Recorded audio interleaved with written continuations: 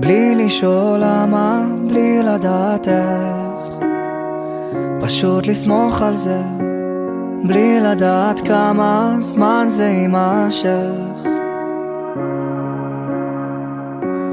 בלי להיות גאון, בלי להסתבך, פשוט לזרום עם זה, לתפוס חזק ברוח ולא להיסחף. זה נקרא להאמין כשהכל נשרף בפנים, גם כשהלב עצוב לחתיכות אתה יודע, הוא חוצה איתך ימים, וכשתלחש לו אלוהים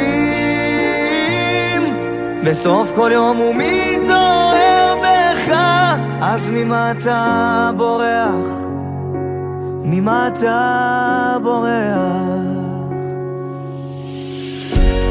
בלי לחשוב למה, בלי להשתייך, פשוט לבחור בזה, בלי לשמור כעס, בלי להאשים, פשוט לנשום את זה. אם יש בך פחד, הוא שם תמיד שומר.